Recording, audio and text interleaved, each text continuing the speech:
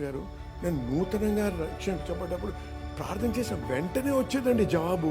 ఇప్పుడు ఎంత ప్రార్థన చేసినా అవ్వటం లేదు అంటాం. ఎందుకు? ఎదగటం లేదు.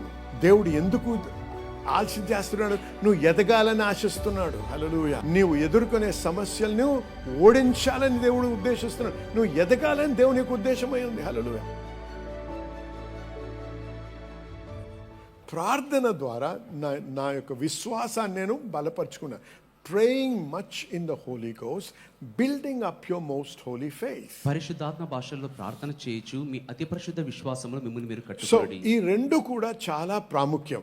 విశ్వాసంలో ఎదగాలి, మరి విశ్వాసంలో ఎదగాలంటే వాక్య జ్ఞానములో, అంటే వాక్య జ్ఞానము ద్వారా దేవుణ్ణి తెలుసుకునే జ్ఞానం, దేవుణ్ణి అనుభవించే జ్ఞానంలోకి రావాలి. మరి ఆ జ్ఞానంలో, ఆ విశ్వాసంలో బలపరచబడ్డానికి ఇంకా బాగా భాషల్లో ప్రార్థించాలి. ఇవి రెండే కాదు, ఇది రెండు ప్రాముఖ్యమైనటువంటి అంశాలు. మనం ఎప్పుడు కూడా నెగ్లెక్ట్ చేయకూడదు, నిర్లక్ష్యం చేయకుండా ప్రతిరోజు క్రమశిక్షణ అనేది చాలా ప్రాముఖ్యం. ఆదివారం ఒకసారి వచ్చి 2 గంటలు కూడా మనం కూర్చోలేకుండా 11 గంటలకు సర్వీస్ స్టార్ట్ అవుద్దంటే 12కు వచ్చి 1 గంట లోపలే ఎప్పుడైపోద్దా అని చూసేవాడు ఎవడూ బాగుపడ్డు. హల్లెలూయా చెప్పండి. మనం వచ్చేదే 2 గంటలకి. సినిమా రిలీజ్ అయిందంటే ప్రీ షోకి వెళ్ళిపోవడానికే పాకులాడిపోతుంటాం. అదండి, ఫస్ట్ షో ఫస్ట్ రో, అదేదో బహుమతి ఇచ్చినట్టు. వాడు నిన్ను గుర్తించడు, వాడు నీకు ఏది ఇవ్వడు. నువ్వు అదే ఆశతో దేవుని దగ్గరకు వస్తే దేవుడు గుర్తిస్తాడు, దేవుడు దీవిస్తాడు. అటువంటి ఆశ మన హృదయంలో లేదు కాబట్టే ఈ సతమతమైన జీవితం జీవిస్తున్నాం. మనం మతపరముగా కూడుకుంటాం, మతపరంగా 4 పాటలు పాడతాం. ఎందుకన్నా 6 పాటలు పాడి, అరే ఈరోజు ఏంటి ఎక్కువ పాటలు పాడేస్తున్నారు, టైం అయిపోతుంది కదా, పాస్ గారు ఎప్పుడు వస్తారు, వచ్చినా మరి ఆయన సాధారణంగా 45 నిమిషాల కంటే తక్కువ చెప్పరు, సాధారణంగా గంట చెప్తారు. అప్పుడే 12:30 అయిపోయింది. అయ్యో నేను 1 o'clockకి మాట ఇచ్చానే ఎవడికో. వింటుంటారు కానీ సగం వినరు. చూసారా? అందుకే పాడుబడిన బతుకులు బతుకుతున్నాం. అది దేవుని యొక్క ఉద్దేశం కాదు. దేవుని పట్ల ఆశ అవసరం. హల్లెలూయా. వాక్యం పట్ల ఆశ అవసరం, ప్రార్థన పట్ల ఆశ అవసరం.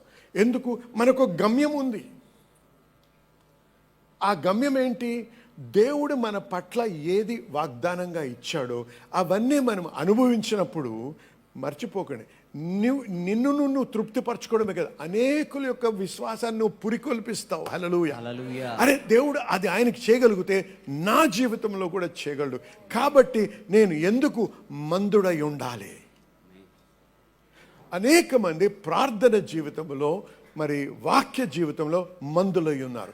అంతేకాదు, నెల రోజుల్లో ఒక్కరోజు సండే వస్తే వచ్చాను కదండి అంటుంటారు. అదేదో నాకు మేలు చేసినట్టు.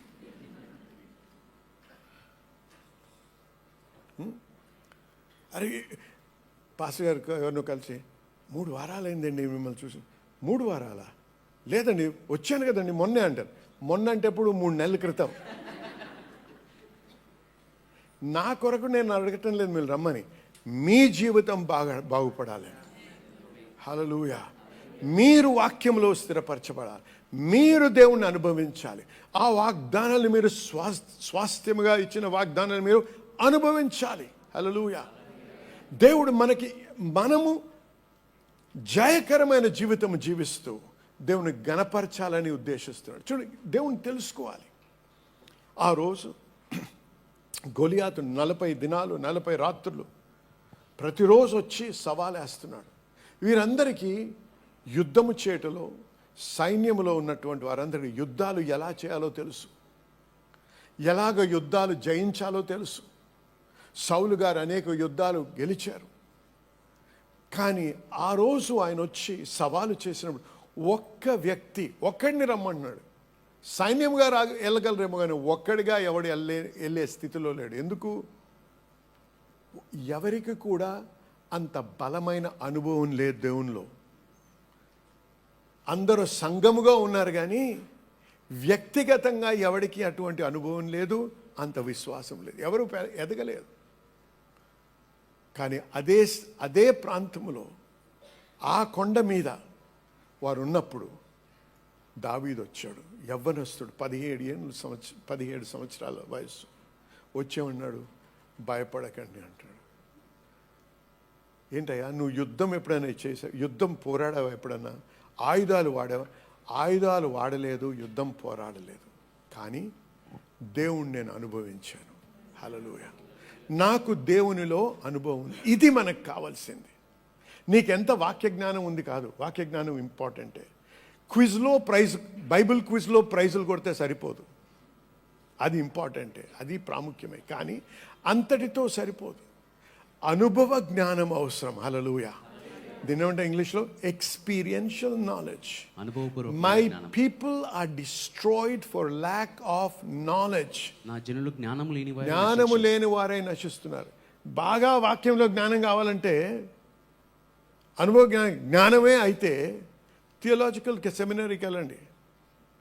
బాగా చదువుకుని డాక్టరేట్ల మీద డాక్టరేట్లు చేసి ఉన్నారు, కానీ దేవుని తెలుసుకొని స్థితిలో ఉన్నారు. ఆ డాక్టరేట్లు పొందిన వారే కోవిడ్ వస్తే దాన్ని ఎలా ఎదిరించాలో తెలీదు, తలనొస్తుంటే వాక్యాన్ని ఎలా వాడాలో తెలీదు. కానీ జ్ఞానం ఉంది. ఏం జ్ఞానం అది? అది జయాన్నిచ్చే జ్ఞానం కాదు, ఇహపరమైన జ్ఞానం, మెంటల్ నాలెడ్జ్. అది మానసిక జ్ఞానం. మానసిక జ్ఞానం తప్పు కాదు. మానసిక జ్ఞానం చాలా విలువైంది, ప్రాఫిటబుల్, అంటే ప్రయోజనకరం. కానీ మనకు కావాల్సింది ఎక్స్పీరియన్షియల్ నాలెడ్జ్, అనుభవపూర్వక. అందుకే అన్నాడు దావీదు, మీరు భయపడద్దు, నేను దేవుణ్ణి అనుభవించాను. ఎలాగా? సింహం వచ్చింది, ఏం చేశాను? చింపేశాను. గుడ్డేలుగు వచ్చింది, దాన్ని చీల్చేశాను. ఏ దేవుడైతే వాటిని నా చేతికి అప్పచెప్పాడో ఆ దేవుడే. చూసారా, అనుభవంతో మాట్లాడుతున్నాడు. మీ అనుభవం ఏమై ఉంది దేవునిలో, అది కావాలి. అందుకే అంటారు, మీ సాక్ష్యం ఏంటండి అంటారు. అవునా? మీ సాక్ష్యం ఏంటండి అని అడుగుతారు. నువ్వు ఎంత చదువుకున్నావు కాదు, నీకు డిగ్రీలు ఉన్నాయో బైబిల్లో కాదు, నీ సాక్ష్యం ఏంటి? దేవుణ్ణి అనుభవించావా? ఏదన్నా ఒక అంశంలో నువ్వు దేవుడు నాకు ఇది చేశాడని చెప్పే ఆ అనుభవం ఉందా నీకు? ఆ యొక్క ఎక్స్పీరియన్స్ ఉందా నీకు? అది ప్రాముఖ్యం. నాకు ఇలాగుండిందండి ఈ పరిస్థితిలో, నేను మొరపెట్టాను, దేవుడు ఈ విధంగా నాతో మాట్లాడాడు, ఇది చేసినప్పుడు నాకు విడుదల కలిగింది. ఆ జ్ఞానం ఉందా మీకు? అది లేకపోతే ఏమవుద్దో తెలుసా? మీకు సవాలు వచ్చినప్పుడల్లా దేవుడు చేస్తాడో చేయడో, చేస్తే బాగుండు అని ప్రతి మినిస్ట్రీకి ఫోన్లు చేసేస్తాం, ప్రతి పాస్టర్తో ప్రార్థన చేయించుకుంటాం, అయినా ఏమీ కాదు. ఎందుకు? నీ నమ్మకము దేవునిలో లేదు. నీ నమ్మకము దేవుడు వారి ప్రార్థన ద్వారా ఏదైనా చేస్తాడేమో అని ఉంది. అర్థమైన వారు ఆమె చెప్పండి. నేను సత్యం చెప్తున్నానా? కానీ మనము సమయం గడపాలంటే మనకి సమయం లేదు. అందుకే ప్రార్థన కూటం జరిగినప్పుడు, లేకపోతే ఇట్లా సర్వీస్ అయినప్పుడు వస్తాం, లేటుగా వస్తాం, తొందరగా వెళ్ళిపోవాలి. కానీ ఏంటి? పాస్టర్ చేయగా తగలాలి, నాకు పాస్టర్కి షేక్ హ్యాండ్ చెప్పాలి, ఇవ్వాలి, లేకపోతే చేయి పెట్టండి పాస్టర్ గారు, చేయి పెట్టండి పాస్టర్ గారు అంటుంటారు. చేయి పెడితే నిజమే బ్లెస్సింగ్ ఉంది, కానీ అంతటితో సరిపోదు. మనం ఏమనుకుంటాం, అన్నీ కూడా ఎవరో ఒకరు ప్రార్థన చేస్తే అయిపోద్ది, పాస్టర్ గారు చేయి పెట్టేస్తే అయిపోద్ది. సరే, కొన్ని విషయాల్లో నీ విశ్వాసంలో కొత్తగా ఉండి నూతనంగా దేవుణ్ణి తెలుసుకున్నప్పుడు అటువంటివన్నీ జరుగుతాయి. కానీ కొద్ది కాలం అయిన తర్వాత దేవుడు కానివ్వడు. ఎందుకు? ఏం చూస్తున్నాడు? నువ్వు చిన్న పిల్లగా ఉన్నప్పుడు, చిన్న బేబీ ఉన్నప్పుడు, నీకు ఆకలి అయినప్పుడు ఏం చేస్తాడు ఆ బేబీ? ఏడుస్తాడు. 12 సంవత్సరాల తర్వాత కూడా వాడు ఏడుస్తుంటే ఏం చేస్తారు మీరు? అయ్యా దేవా, వీడిని హాస్పిటల్ తీసుకెళ్ళాలంటాం. ఎందుకు? న్యాచురల్ ప్రోగ్రెషన్లో, సహజమైన ఎదుగుదలలో ఆ వయసు వచ్చేటప్పటికి ఆకలి అవుతుందమ్మా అని చెప్పాలి వాడు. అవునండి? ఆ ఎదుగుదల లేకపోతే అది వరి మనకి. అవునా? అలాగే దేవుడు అనే పాస్టర్ గారు, నేను నూతనంగా రక్షించబడ్డప్పుడు ప్రార్థన చేసిన వెంటనే వచ్చేదండి జవాబు. ఇప్పుడు ఎంత ప్రార్థన చేసినా అవ్వటం లేదు అంటావు. ఎందుకు? ఎదగటం లేదు నువ్వు. దేవుడు ఎందుకు ఆలస్యం చేస్తున్నాడు? నువ్వు ఎదగాలని ఆశిస్తున్నాడు. హల్లెలూయా. ఎదగడం ఎందుకు? సాతానుతో యుద్ధము చేసి సాతాన్ని జయించడం నేర్చుకోవాలి. హల్లెలూయా. హల్లెలూయా. నీవు ఎదుర్కొనే సమస్యలను ఓడించాలని దేవుడు ఉద్దేశిస్తున్నాడు. నువ్వు ఎదగాలని దేవుని యొక్క ఉద్దేశమై ఉంది. హల్లెలూయా. ఏ రకంగా దేవుడు ఏ విధంగా నాకు ఆ సింహాన్ని, ఆ ఎలుగుబంటిని మరి ఓడించడానికి శక్తినిచ్చాడు, ఆ దేవుడే. హల్లెలూయా.